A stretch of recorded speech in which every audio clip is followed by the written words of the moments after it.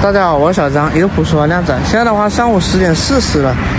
昨天晚上在那个小宾馆里面休息的还是比较好的，睡了9个小时，睡到上午10点。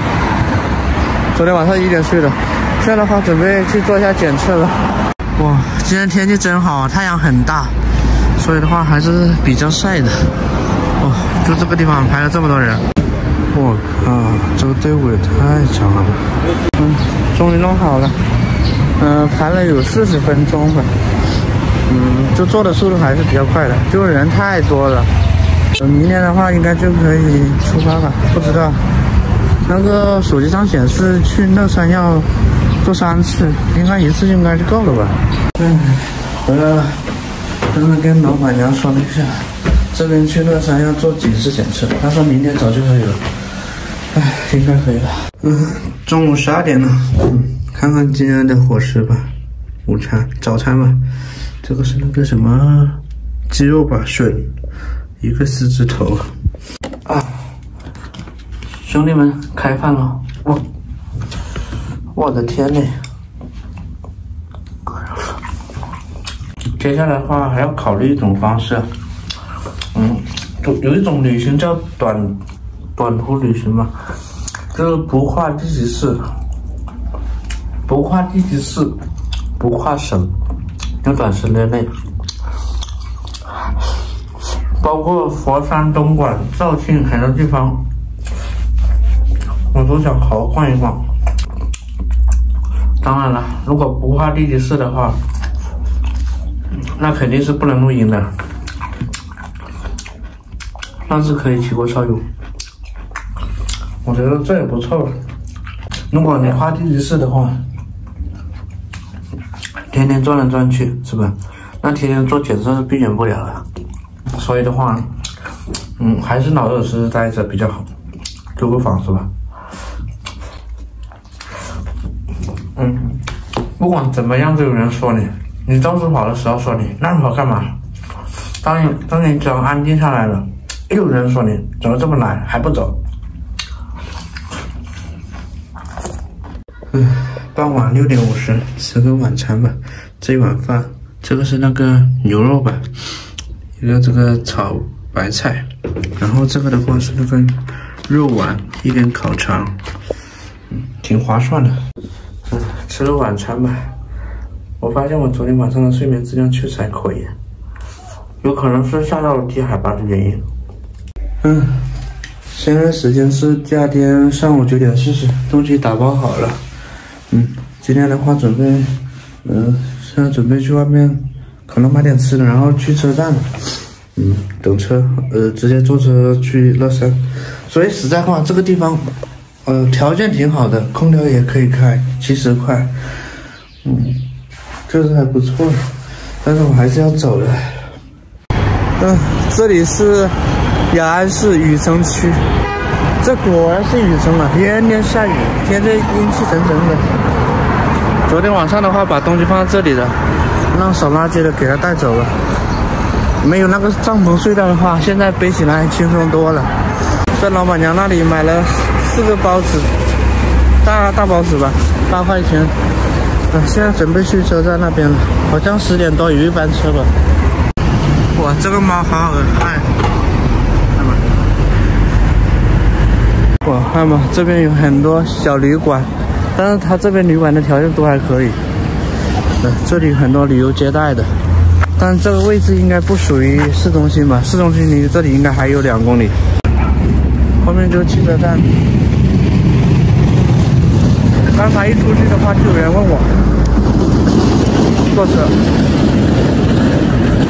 我还是坐11点多的那班车吧，因为我吃完东西还是消化一下。10点20的那班车还有几分钟就到了。我现在的话刚吃饱，我想还是先回去吧。下一班车是11点50的。看吧，这里有豪车里部的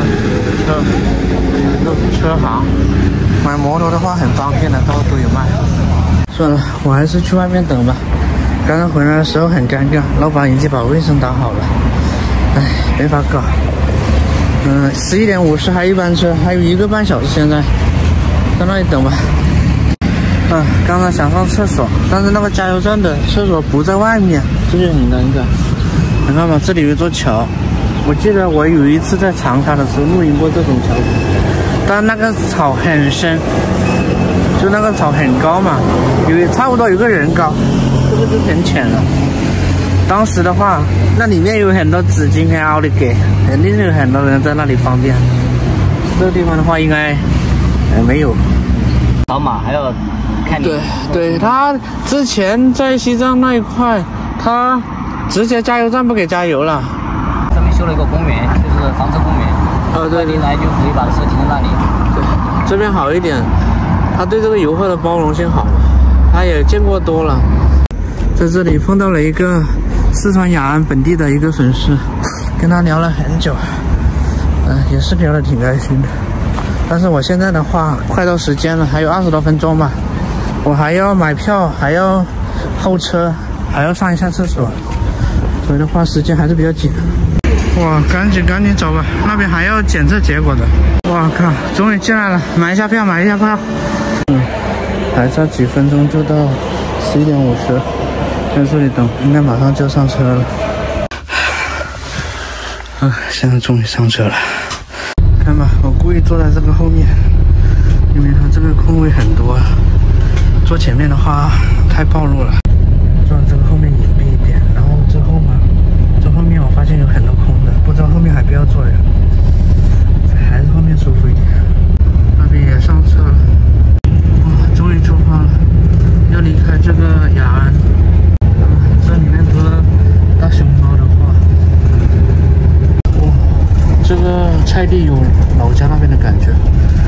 这个城市的话是3条国道的交界处，所以这边宾馆很多。哇，果然还是有人要上车。离开雅安了，马上就。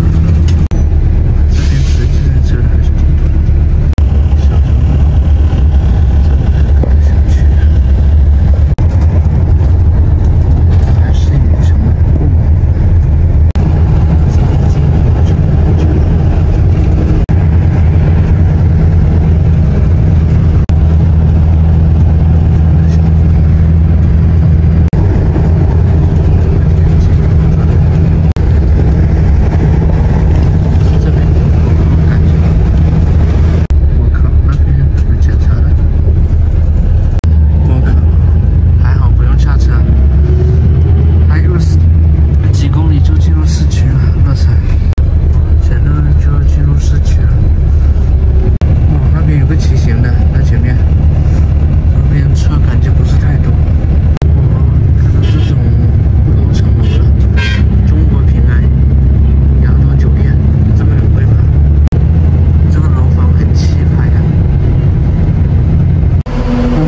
到了，坐了1个多小时吧，就到了。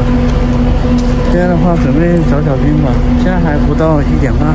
我靠，原来是走这边出去的。哇，终于出来了！这个楼房好气派呀，真的，第一次看到这么气派的大楼。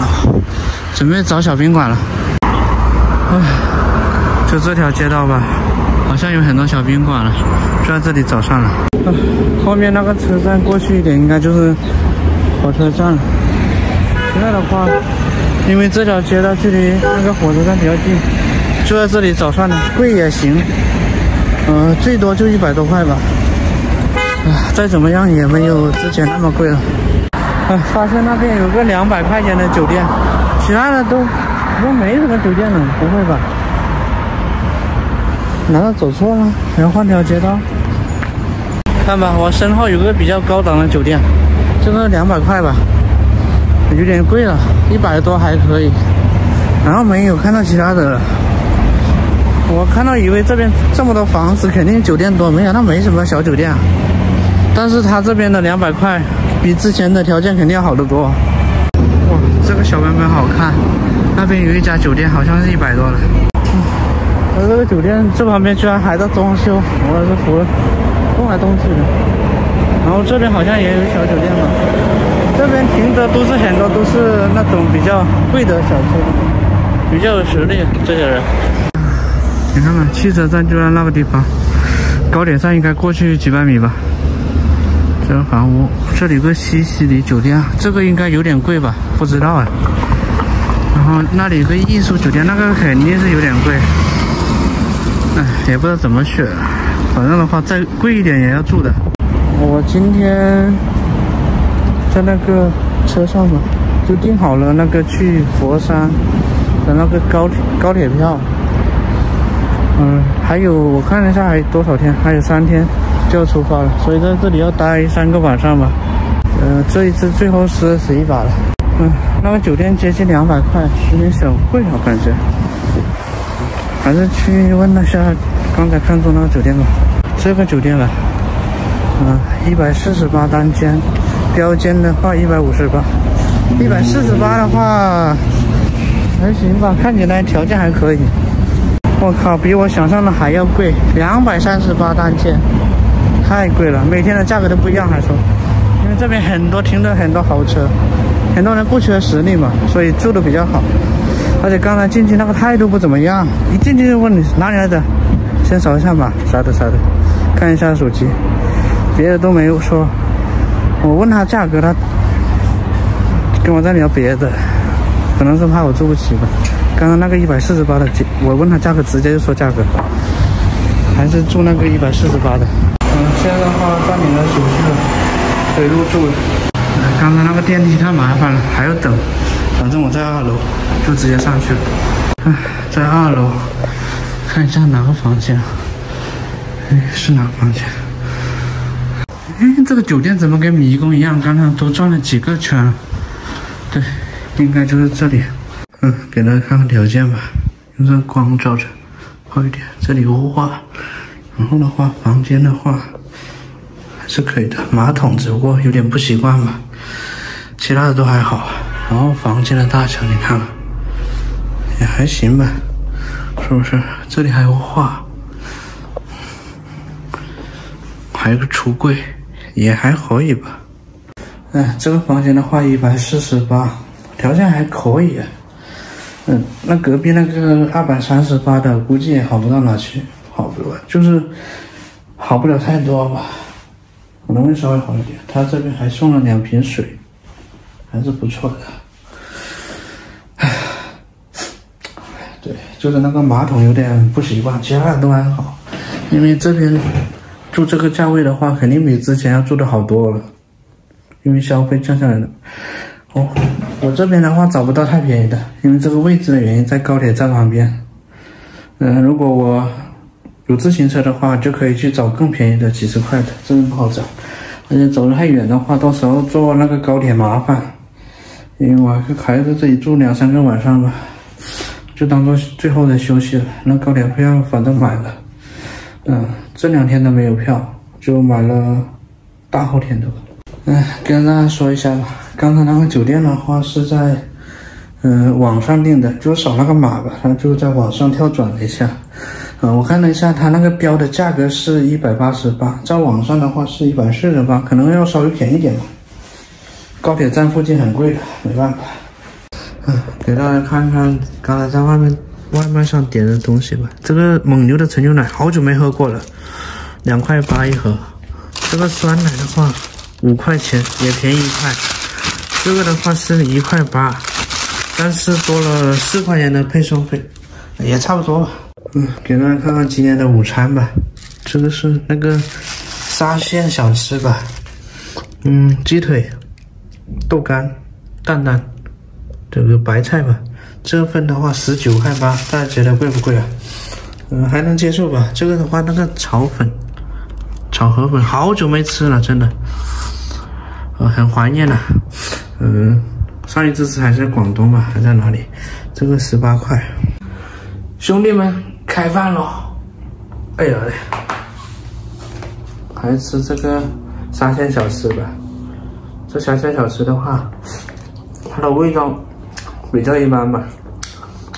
我还以为分量很小的，因为之前的分量多小，还可以啊。这样，如果是在高铁上面吃一份这样的，可能要30块吧。所以的话，上高铁我可能会带一点吃的。从乐山照到广东，我看了一下，好像只要坐7个多小时吧，很快就能过去了。之前有人叫我从成都坐过去，成都不行，成都坐过去的话很可能隔离，去广东哪里不一样。从乐山坐过去不需要，还是从乐山过去保险一点。刚才酒店老板说，那个就是那个高铁那个旁边有那个做检测的，所以的话我要去看一下。出发的前一天，做一下检测，因为他要求48小时的。到广东的话只要7个多小时呢，完全够了。到时候第2天就能到。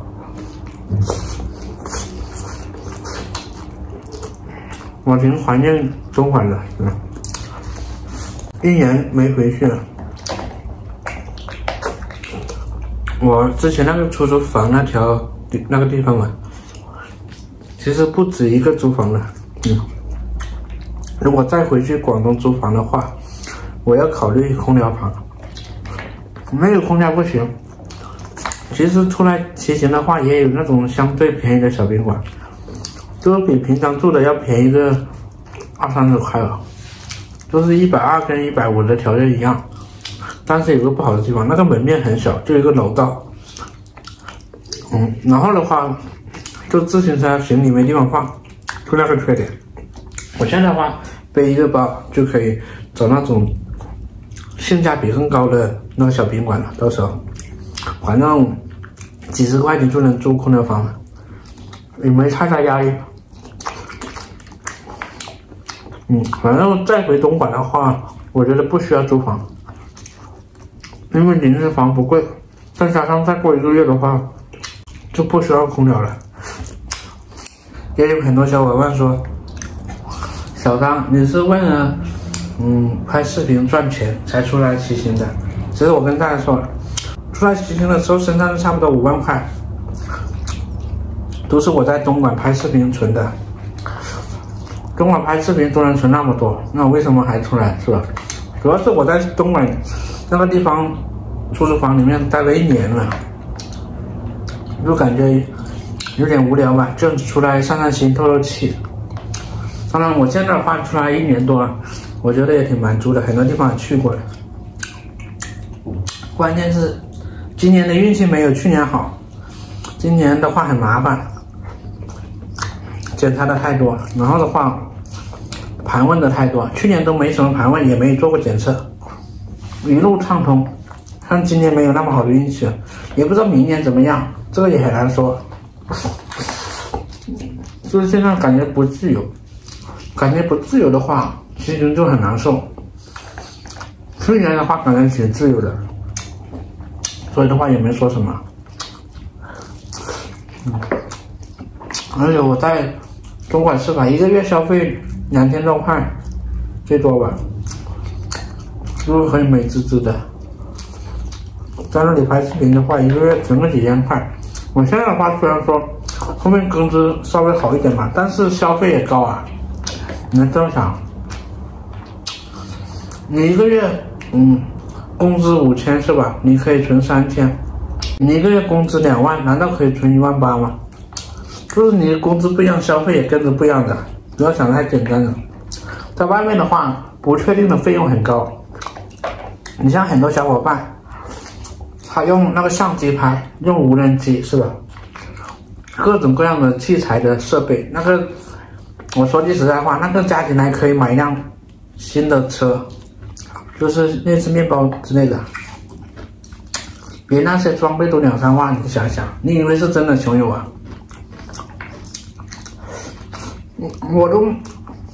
我买了个2000多万的相机，我都没怎么用，因为那网易不好用，用视频太麻烦，我觉得没必要，随缘拍拍就行了，没有必要。我拍视频都不打草稿的，随缘随心所欲。再吃一个这个炒粉吧，炒河粉。我在东莞出租房的时候，就特别喜欢做炒河粉吃，这个还没有我炒的好吃。放什么小香香啊、调料之类的，味道还是很朴实无华的。这在外面的话，不管你拍视频的工资有多高，你只要长期在外面，你玩个几年，都会花完。不信你可以去网上搜一搜，那些什么1年几十万实力的那些拍视频的，他照样会花完的。关键现在是视频工资没有那么高了。1个月有1、2万就不错了，而且会花完的，你不要以为花不完。外面不确定的消费是会超出你的想象的，就像有些人出了那个什么事故是吧？那是意外嘛，一出一点那个事情，你再多的实力他都会花完。对于普通人来说，所以在外面有在外面的好，在家里在家里的好，大家都不用羡慕，也不要去嫉妒。我才能过上你这样的生活？我羡慕这样，没必要。其实大家也羡慕你。我看到网上有人说那个拍视频发财了，这个月入几万，是不是？不要信，真的。你看那些有些人每天视频播放量都在几十万的，是不是？他视频又是20分钟以上的。你猜他一天多少？他一天也才几百块，1个月的话最多2万吧，没有大家想的那么高。而且的话，播放量越高，它的单价越低，就跟你进厂打螺丝一样，你打3000个螺丝跟打4000个螺丝是一样的工资，对吧？如果你打螺丝越多的话，那老板就要破产了，那大家都拼命的打，是不是？为什么很多人说没动力？是因为工资太低，是吧？而且的话，这样都大环境的影响，很不自由，很压抑，这不让走，那不让走，你说谁没有抱怨？其实很多人都抱怨了，只不过没有在视频里面表现出来，像我说的这么直接。我们只是说出个真实情况嘛。而且的话，很多人都花了很多，是不是？就是我都不推荐大家这样的。如果是想出来学小张这样出来拍视频啊，搞什么的，如果你不是真正喜欢，不要出来。其实我也不是说我不喜欢，而是现在情况的话感觉不太好，知道吗？什么时候情况放开了，没有了，大家可以开开心心的出来，一点心都不用操。情况就说这么多吧，不管怎么样，我只记录朴实无华的生活，其他的我不管。今天又是非常奥利给的一天。我给大家看看吧，这个房间里面的温度是24度，我怎么感觉今天晚上有点闷呢？有一点点闷热。它这个温度是不高，但是感觉有点出汗，跟着睡的。这就比较难搞了，还是要回那个广东住空调房啊，广东空调房才65块吧，65块应该能住到。这个普通的不带空调的都要100多。我就说了，这边这么热，怎么可以没空调？看吧，有空调，可以调的。它那个上面原来就是空调，我刚才没看懂啊，难怪那里有个表，没空调扛不住啊，真的有点闷热。超过22度的话就有点闷了。